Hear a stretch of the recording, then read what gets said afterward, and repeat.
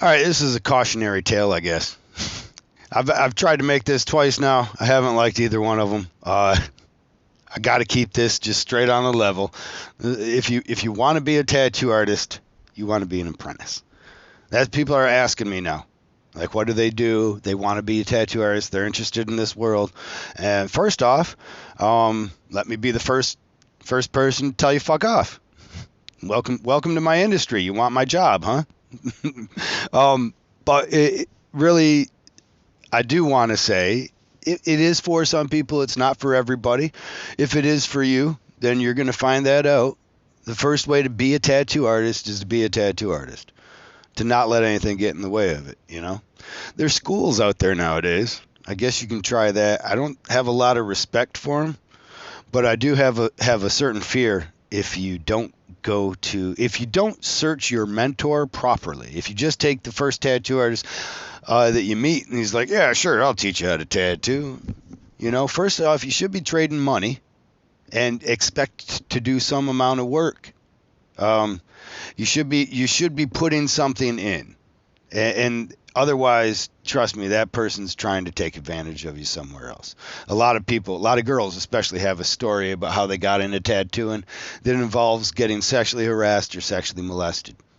So choose your mentor properly. Uh, Sometimes you don't have it, and maybe that's where the schools come in. But I don't think they teach you some of the finer parts of people and of management of your client. You know, people will walk all over you, and you have to be able to have an ability to control the situation so that they don't end up with a shitty tattoo. Worst thing somebody can do is get a tattoo that they want, because they fucking want some stupid shit. I mean, that's not true. It's not the worst thing, but like they're going to want a tattoo when it's done right. But most people, they're a plumber or a mechanic or a teacher or something, and they think about these tattoos and they think about the subjects that they want in them, and then they put way too many of them in, you know, and they just ruin this recipe. One guy in particular sent me some. He wanted me to do some portraits of some hockey players on them, and he sent me two images. One image was of a full sleeve on this guy of this beautiful black and gray hockey theme. It's beautiful. It had one guy standing there with a Stanley Cup in a silhouette, simple. And inside it, that was kind of the back end of this larger portrait of that same player's face. And then up top, it had like a bit of the rink and a player like slashing or something like that.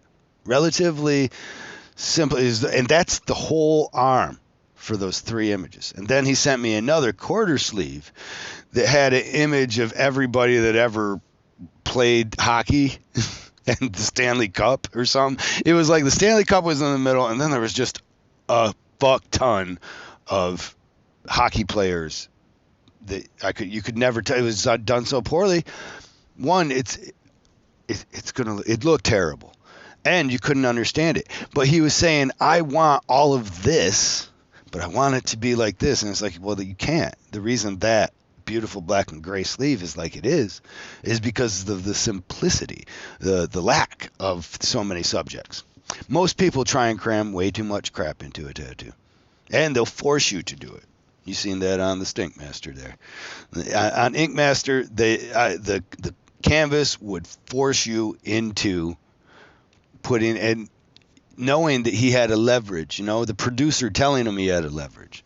Anyways, you need to not be put in that position as a tattoo artist early on in your career, or else you will have a bunch of mistakes that will become ingrained in you almost. And it will be hard to overcome those because they actually occur before the tattoo even takes place.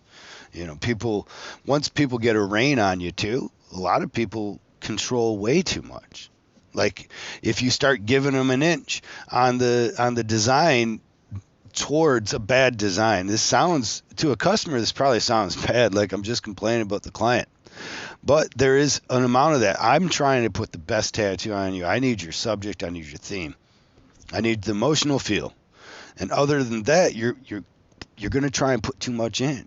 You know, you don't stand over the plumber and tell him put an S curvy thing in there and then be surprised when everything leaks. But I know that in the conversation, I'm going to get the blame.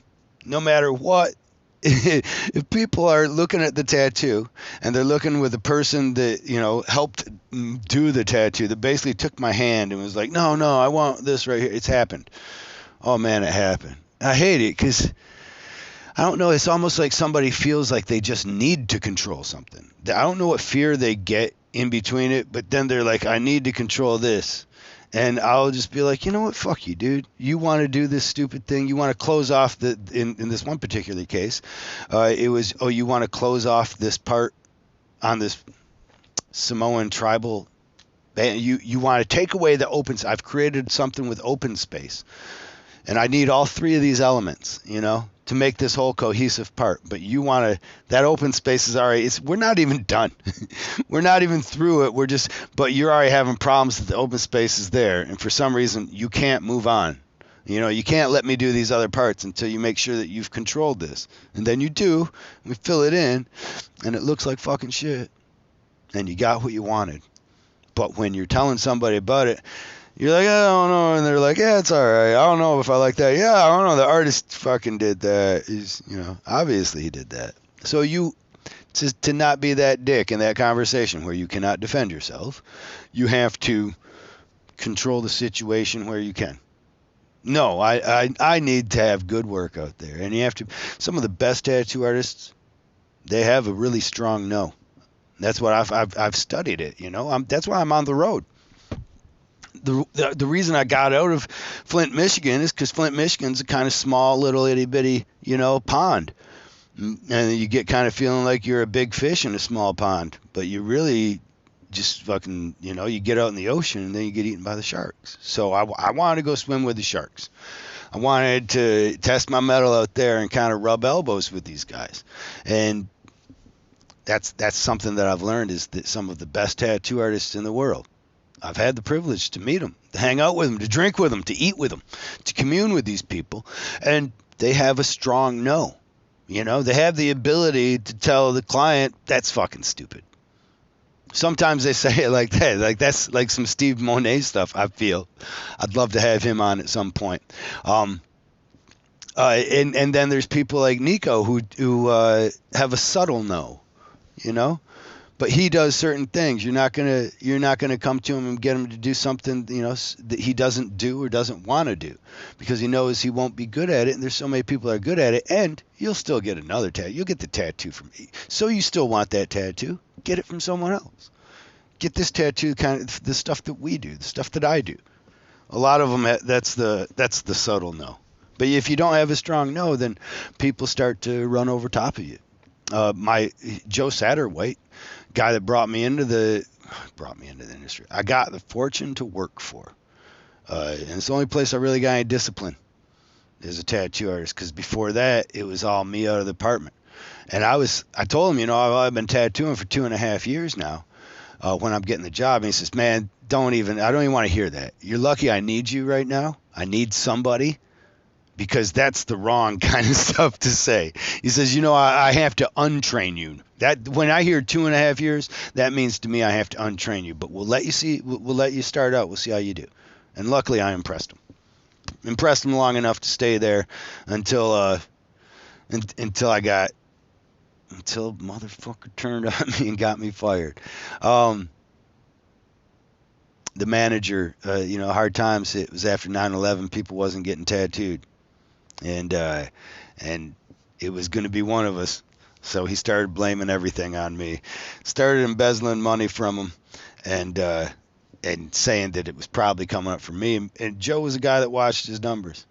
But ironically, no, not unironically, he made the wrong choice. I remember he told me that too, though. He says, I made Phil the manager, and I've got to give him a certain amount of. Did I say his name? Well, I didn't mean to, and not because I don't care to ruin it, just not to.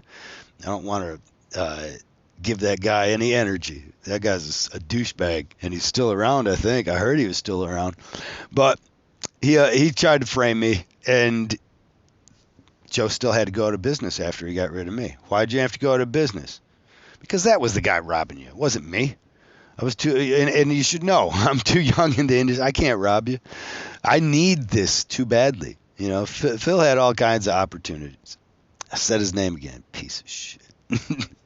Anyways, the kid actually stole artwork from artists in Flint. Not artwork, but like, back then portfolios he took, and he'd represent other people's art as his. Crazy. And now I hear he's running some kind of supply company somewhere. I'm like, or something. At any rate, moving on.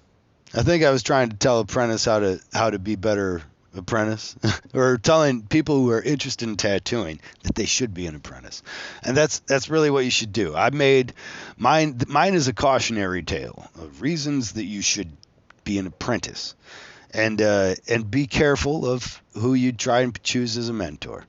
Make sure it's a reputable person, because most people's experience starting out the gate, they go to one guy, he turns out to be a douchebag, and then they get a job somewhere else, and that ends up being part of their story. Like, well, my apprenticeship kind of lasted. It was actually 2 apprenticeships, because I went to the douchebag first, and I went to the and I'm spent.